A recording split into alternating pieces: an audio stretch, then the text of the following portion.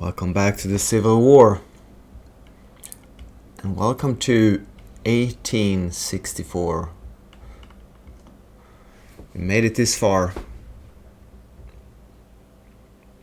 Today we will barely unpause the game, if at all.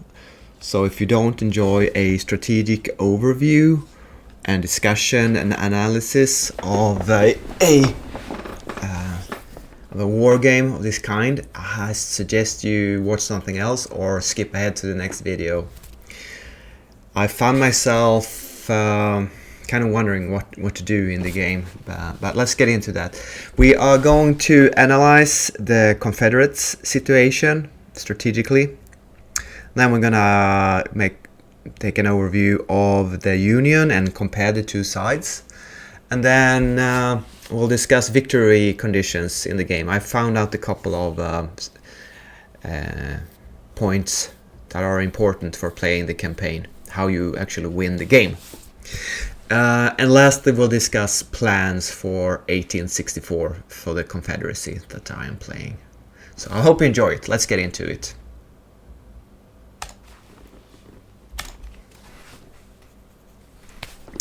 Up until now, I have to say that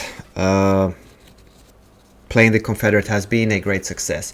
That is mostly due to the AI being very inept. It's doing okay strategically on production and definitely recruiting armies, etc. and moving around on the strategic map. It's doing okay there. It's in the tactical battles that it's too weak to really matter. Considering this is a game about unequal sides, and the Union is playing at the maximum difficulty, 100% bonuses on everything, the Confederacy shouldn't really stand a chance.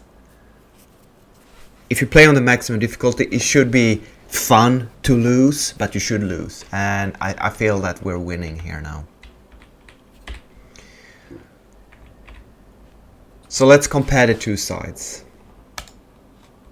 First off, national morale. The Union is down to 62, and the Confederacy is very high, still on 98. And here, this is interesting. If you hover over national morale, you can see all the points that has lowered the Union morale. You can't see the Confederate points here.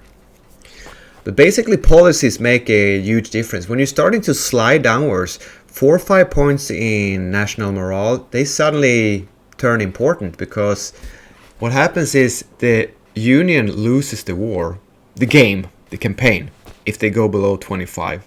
Now you might say, this is the main point of planning 1864. Well, 25, that's far off. We are only at 62. So that's not... Well, in November of 1864, there will be an election, and if the Union is below 50 at this election,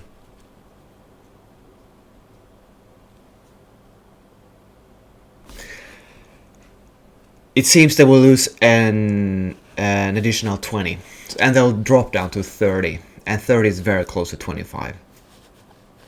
So it seems the best chance for the Confederacy to win the campaign is to push down the Union national morale below 50 before November 1864. So the goal, therefore, will be for me as a player to push down 12 points from now until November in a year. And that's quite a challenge. So what has lowered the Union morale so far? Well, most of it is actually battles. 27 points is through battles, that I've won basically every battle. But then there's also something called through battles objectives, minus 2.5. I don't know what that is. Is it capturing the victory objective inside the tactical battle? 2.5 points. Yeah, it has only happened like 2 or 3 times during the campaign, so kind of makes sense because there's few points. Or is it when you fight over an important town like Chattanooga or Richmond? I don't think that's it, but it's hard to know. Through state support, plus 22 points. I suppose many Union states still support the Union, and it's holding up the national morale by 22.2 points. So if we could lower state support all over, I suppose we could inflict more damage to national morale than really by getting 12 points in battles when we've only inflicted 27 points so far, winning 50 battles. Like, I don't have time in a year to win 12 points of national morale in battles, I think. But it's certainly an encouragement to go on the offensive and kind of push and maybe even fight battles that are not losing them, but not winning decisively as I have been thus far. The national support, well, the Union is down to 81, which is kind of, and the Union has, the Confederacy has dropped to 90. It's getting lower there. It's not a huge difference, 9 points. And I noticed here that, for example, I guess I'm doing the analysis of Confederacy. Virginia is down to 86%. They have ran out of volunteers, and they've taken some almost 8,000 casualties. So Virginia's armies they're vulnerable. I don't want to fight with my Virginian troops anymore because I can't recruit new volunteers, and the support is failing. I don't have any more volunteers for Florida and Georgia. And I think there might be other states that are running out of volunteers.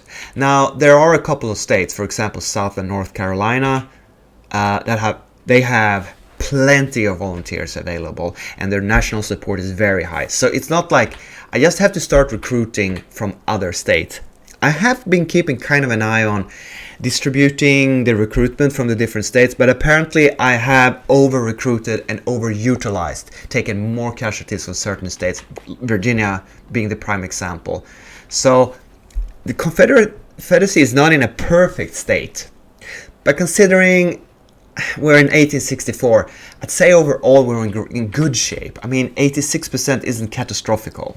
It's fine, but I'll talk more about it later. I have a plan for what forces I'll be using and for what purpose during the campaigning season of 1864. I can't just use any forces any way I want that I more or less have been doing up until now. I will come to that. Let's get back to the analysis here. The losses are 154,000 to 52,000. That is the thing. The Union has suffered immense casualties.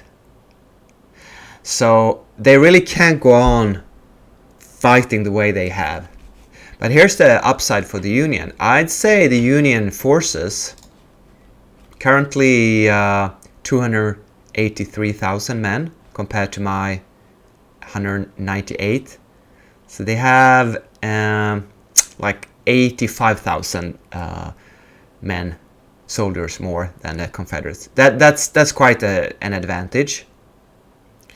But I'd say the Union Army is probably in better shape now than ever, because during 1863, sure, they didn't achieve any offensive objectives. They were pushed back from Georgia.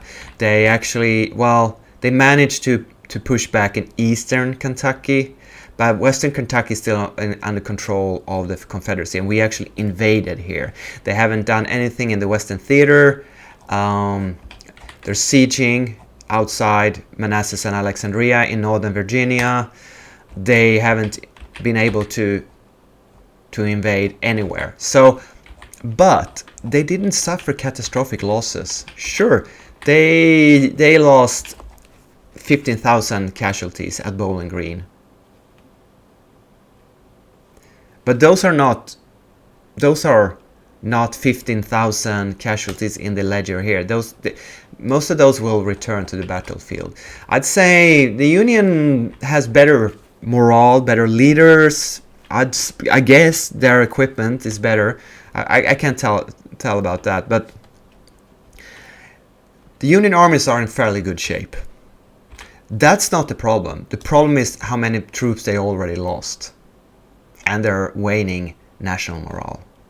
Okay, so when we go into finances, the Confederacy is low on cash, but we do get a surplus. We do gather more money. I don't think you should pay heed to the when you load a new save and it says minus 88 million. This just fluctuates so much that you barely can use this number for anything.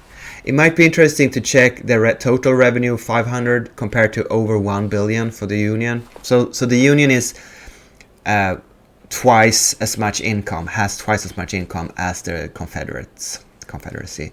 Total expenses 600 million.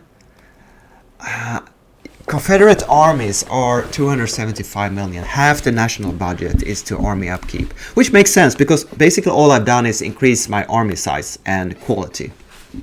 As you can see, I'm barely subsidizing anything, only the military a bit. I would like to build, with industry, build railroads. I would like to improve existing agriculture, but I can't afford it, I feel. Like, I need money. I need cash money in the treasury to buy forts, to buy new troops, to buy new weapons, to buy depots. Everything is very expensive, but there is, of course, the option of just ignoring the budget and start loaning and crashing the credit rating during 1864. I feel it's probably the best way to do it. Just overwhelm the Union during this year, make Lincoln lose the election. But in a kind of role-playing way, why would you crash your own economy? I'm probably gonna, in an emergency, loan more money than 60 million. Let's see the national debt. You see, the national debt of the Union is 1.43 billion compared to our 60 million here. So the debt of the Union is terrible. I'm paying, well, it doesn't compute now, but I think I'm paying about $1 million per year in interest. I don't know what the Union interest is going to be. What credit rating do they have? It's not too shabby. They're hovering between AA and AA minus. So the Union is not doing too bad with credit ratings, but my interest rate is 1%. I should probably start loaning more money because it's so cheap. Well, there you go. The Confederate is strong economically, and you can actually see that here. When it comes to economy,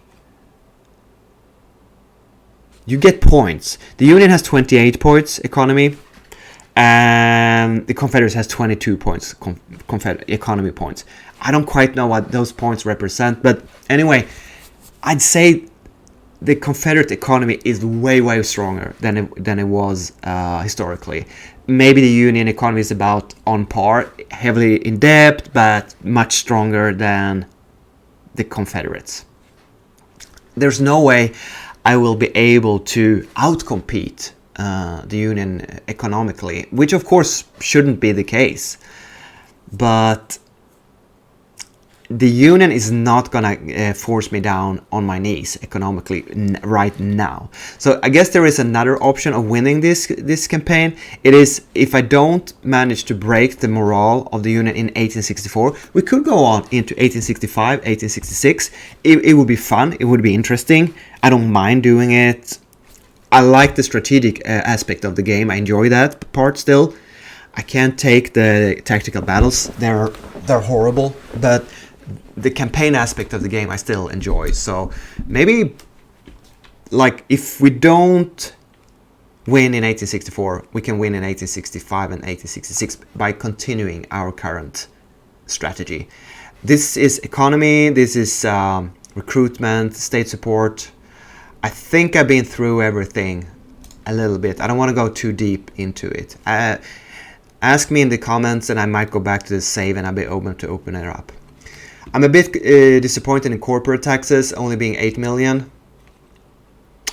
But income tax is good because I have not touched the Confederate wealth. I have not enacted any acts that has lowered public wealth.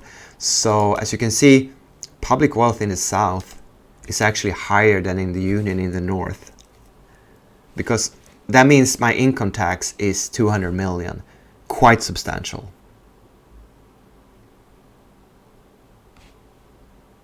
So what are the plans for 1864? I have recruited a small cavalry force of, I call them Texas Rangers, in Texas, but I can't seem to find them. Where are they? Huh, weird. Maybe they're gone. What happened? It's just 2 small brigades of cavalry. Wait, is this not the right save? Again, the game confuses me. It happens way too often, but I'm fairly sure they were... Oh! Oh, that sucks. Wait. Didn't I save the game in January? Oh shit, I was so tired last night. Here it is. For some reason it opened up the wrong save. Here we go. I just pressed continue, and yet it didn't use the last save. Weird, but nothing terminal. My apologies. It shouldn't affect the numbers that we analyzed this far using the wrong save. It should be about the same now in January. It's only a week later, but... So, with small cavalry brigades, I intend to harass, skirmish, and raid the Indian territories in the far west. The Trans-Mississippi Army, I think it's called. It's extremely small. But since I haven't seen any Union forces at all. Look, here it is.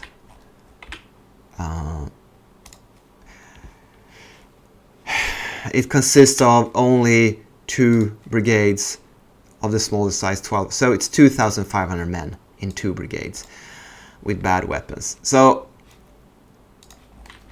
but if you look here, I don't know what kind of...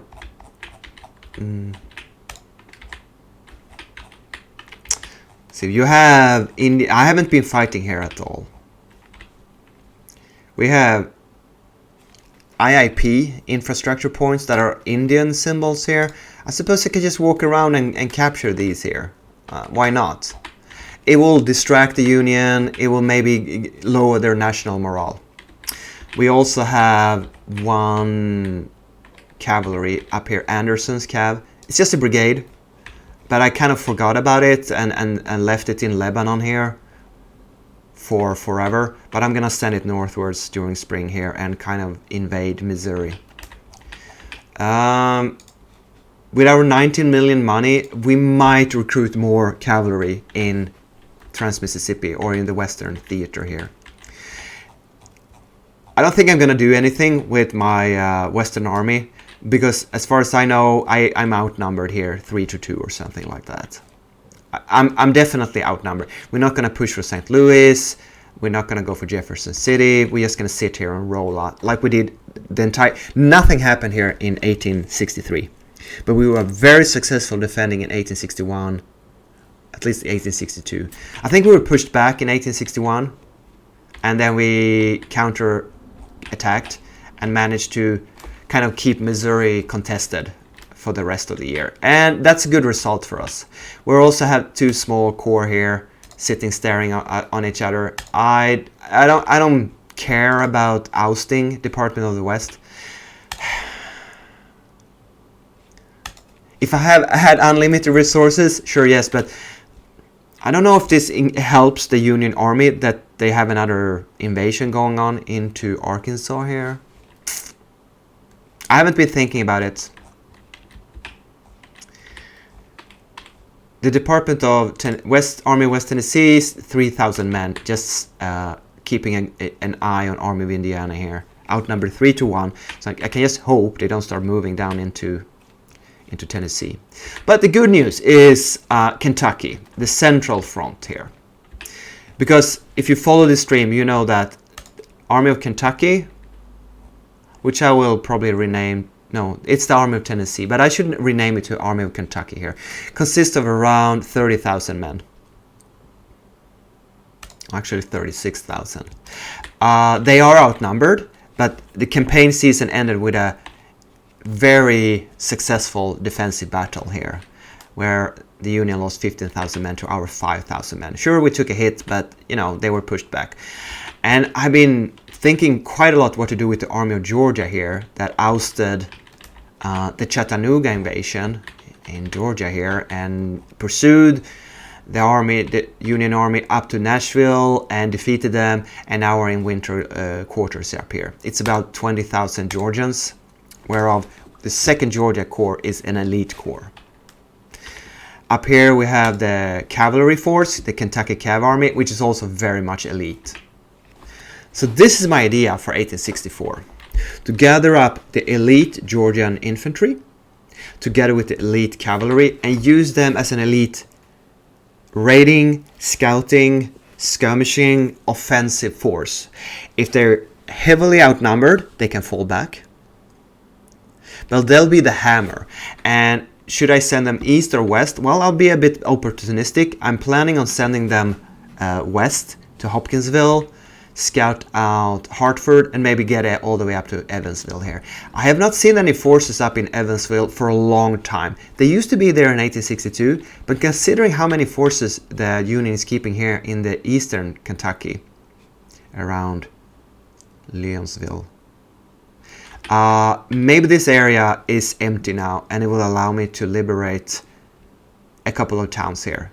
And if the Union defends with only 10 to 20,000, I can probably attack outnumbered with my elite force here.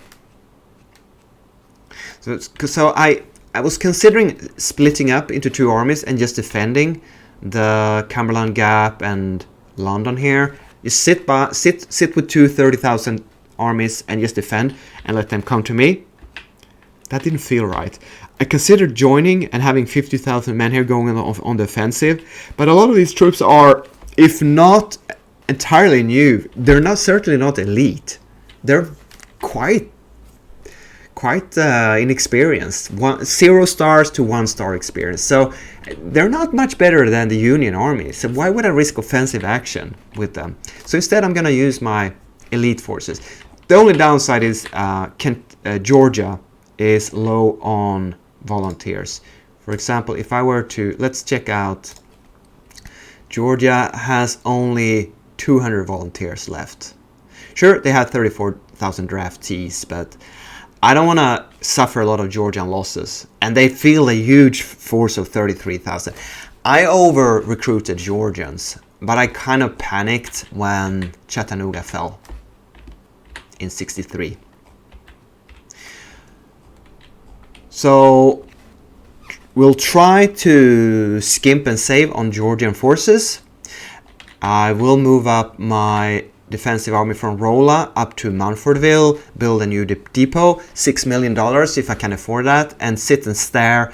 And this will be the anvil of my 1864 maneuvering. I will sit and defend defensively. And even if they attack me up to 2 to 1, I'll do my best to defend. And I probably can, because of how bad the AI is in tactical battles.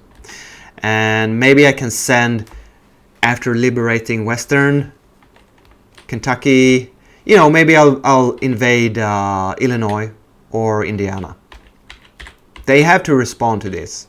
I am now willing to go on the offensive and do raiding and burning down infrastructure. If I find an entranceway into the Union States, I will invade there and I will abuse the AI in 1864.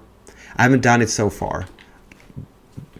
Partly because I haven't been able to afford it, partly because I feel it's kind of cheap to just send small forces that the AI can't handle. I could probably have trickled through with skirmishing raiding armies, like single brigade armies, but it hasn't feel right. But if I have a real threat here of an elite corps of, say, around 10,000 men, that's okay invading with 10,000 men. The Union need to respond to that. Over in the east, I'm not happy about Lee sitting in constant sieges here, being outnumbered and losing almost as much as the Union and constantly draining Virginian manpower. This made me happy that I started to build a Virginia hospital. I didn't realize Virginia has taken that amount of losses, but I will try to exchange Virginian forces and pull them back to Richmond and use them as garrisons, and start using other states, Carolinas. I think we could start recruiting not Georgians, but Alabama. Alabama doesn't have a large army. Could probably use some more West Virginians. But I think we have to send troops from Alabama up to Virginia to fight. Well, if we can afford it, to recruit them. Alright, what else? I intend to reinforce the army of Shenandoah, which seems to have an open route into the Union. During early summer 1863, I captured Cumberland and Frederick. And yes, I did get counterattacked, and I did win a siege around Harper's Ferry in Winchester here that pushed the Union back over the line. But I can't understand why they haven't reconquered Frederick and Cumberland. That just shows you that the AI, even though it's handling itself okay, because I'm choosing to not exploit it. If they can't manage to reconquer 2 Union cities in half a year, even being outnumbering 3-2, it's a weak AI. They should send Army North Eastern Virginia here, 5,000 men, up to Frederick and over to Cumberland. No, they haven't done it. So what I'll do is I'll try to do the same as in Kentucky. Send my elite forces here. I haven't known what to do with, like, how to separate my armies. Should I keep my elite skirmishers and sharpshooters with my major armies or not? I think the right thing to do is to attack with your elite forces, because if they use the Mississippi rifle, it has 500-yard range, and you can basically walk up to the enemy and they sit there offensively and push them back with long-range sharpshooter sniper fire. We'll try it. I'm gonna try to do that micromanagement army handling off camera, but at least I have a plan. Spare the Virginian forces and use them as second line Richmond garrisons. Gather up an elite army in Shenandoah Valley and invade the Union. Skirmish, raid, scout. We even have iron mines up here. I mean, it's a bit silly. It's a bit silly. I don't think I'll go for Pittsburgh. I think I'd rather maybe threaten, in the Washington area, where at least the Union has some AI, has some armies and can respond to it. I would feel cheap invading Philadelphia, Harrisburg up here, because the AI is just brain dead and don't respond well to it. Yeah. Oh, and of course, maybe we need to defend Hampton Roads Squadron, Norfolk, and the shipyard of, can't remember what's called, Gosport shipyard at Norfolk, because we're building 2 warrior class British warships there. They're only on 17% after 5 months, so with a little bit of, it's gonna be a long while before these ships are done, but hopefully maybe fall 1864, hopefully we can send them out and try to breach the blockade. Either they will sink the entire Union Navy, that would be quite historical, I think, or they'll sink because there's only 2 ships and the Union has, I don't know, a lot of them. Let's check out the flying flotilla here. It has 11 ships with 300 guns. I don't see like hundreds of Union. Oh, here's the 48th Army. It's out to sea. Huh. We don't have any defenses on the Atlantic coast, south of Richmond. It's just wide open. Yes, you might see a Carolina State militia here, but it's 500 men. It's nothing. We have a single brigade in New Orleans. if the Union were to make a serious landing somewhere along the Mexican Gulf or Atlantic Ocean, we would be in trouble, definitely. I don't have the forces to do that. I would like to set up a small corps, a scouting force around this gap into the Appalachians, because I don't want to lose them. I'm building quite a few buildings. And with that said, I think I talked enough about strategy. I have a plan. Is it a good plan? I don't know, but I feel it's the best I can do. Maybe I'll save this save and go back and replay it and just break the budget, start loaning money, recruit a lot of forces and overwhelm and win. If you know, we'll see what happens. We are going to play conservatively. And maybe that's a bad decision at this stage. Please let me know in the comment what your thoughts are about how to play the game, what is the best way to play the game, what's the most enjoyable way to play the game. I feel I'm kind of not taking disadvantage of the AI too much, playing the way I do. And I think that's what kept me playing. If I had broken the AI strategically on the strategic map as well as tactically in the tactical battles, I'm sure you can win this campaign in 1862, especially at lower difficulty levels. How much fun is that? For me, not so much. I've had some enjoyment of this campaign, obviously with 40 chapters, you can tell. It's just certain parts that are horrible, unfortunately. And there we go. I hope that's a nice strategic overview before 1864. I'm looking forward to get this going, and I will see you in the next one.